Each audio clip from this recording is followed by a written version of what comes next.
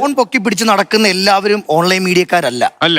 ഒന്ന്, ഈ സലീം കുമാറിന്റെ മരണാനന്തര ചടങ്ങിൽ സംഭവിച്ചൊരു കാര്യം എന്ന് പറയുന്നത് എല്ലാവരും ഓൺലൈൻ മീഡിയക്കാരെ തലക്കടിക്കുന്നുണ്ട്. ഇതില് മുഖ്യമന്ത്രി വി ഡി സതീശന് മാല ഇട്ട് കൊടുത്തത് ഓൺലൈൻ മീഡിയക്കാരനാണോ? ദിലീപേട്ടൻ വന്നപ്പോ സെൽഫി എടുത്ത ഓൺലൈൻ മീഡിയക്കാരനാണോ? മകൻ ചന്തു ദേഷ്യപ്പെട്ട് പറയുന്ന ഓൺലൈൻ മീഡിയക്കാരനോടാണോ? സാർ ഉൾപ്പെടെ ചിരിച്ചുകൊണ്ട് എല്ലാവർക്കും കൈ കൊടുത്ത് നടന്നു വരുന്നൊരു ദൃശ്യം ഞാൻ കണ്ടു. ശരിക്കും ഇത് റിയാലിറ്റി ഷോ ആണോ, മരണാനന്തര ചടങ്ങാണോ? അപ്പം പൂർണ്ണമായിട്ട് ഓൺലൈൻ. ഞാൻ അതിനകത്തൊരു ക്ലാരിഫൈ, ഞാനത് മീഡിയ സോഷ്യൽ മീഡിയയിൽ ഞാൻ ഒരിക്കലും കുറ്റപ്പെടുത്തി പറഞ്ഞല്ല. അല്ലല്ല, അതിൽ ഇന്നലെ ക്ലാരിഫൈ ചെയ്യണോ ഒരാൾ പറഞ്ഞാൽ. ഞാനിപ്പോൾ ഇവിടെ നിന്ന് ഒരു 3.5 മണിക്കൂർ ലൈവ് കഴിഞ്ഞ് ഇത് തന്നെ സലീം കുമാറിന്റെ മരണാനന്തര സംഭവങ്ങളൊക്കെ നമ്മൾ പറഞ്ഞിട്ട് നമ്മൾ അങ്ങോട്ട് ചെല്ലുമ്പോൾ പരിചയമുള്ള ഒരാൾ എന്നോട് കാണിക്കും, നമ്മളിങ്ങനെ കാണിക്കും. അപ്പൊ എന്റെ അച്ഛൻ മരിച്ചു കിടന്ന ആൾ വന്നപ്പോഴും ഞാൻ കൈ കാണിച്ചിട്ടുണ്ട്. പക്ഷെ സാർ ആ ചിരിയാണ് അവർക്ക് വേണ്ടത്.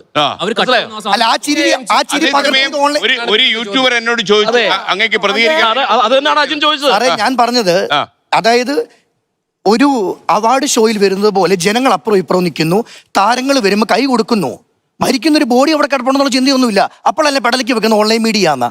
എല്ലാം ഒന്നും ഓൺലൈൻ മീഡിയ കുറ്റം പറയാൻ പറ്റത്തില്ല സാറേ. പിന്നെ ഈ നടിമാരുണ്ടല്ലോ, നടിമാര് പേഴ്സണലി ഈ പറയുന്ന പ്രമുഖ നടിമാര് ഓൺലൈൻ മീഡിയയിൽ ഓരോരുത്തരെ വിളിച്ചിട്ട് ഞങ്ങൾ ഇത്ര മണിക്ക് വൈറ്റില ബസ് സ്റ്റാൻഡിൽ വരും, 11:30 ലുലുമാളി വരും എന്ന് പറഞ്ഞു പോകുന്നവരെ എനിക്കറിയാം. അങ്ങനെ പറയാറുണ്ട്.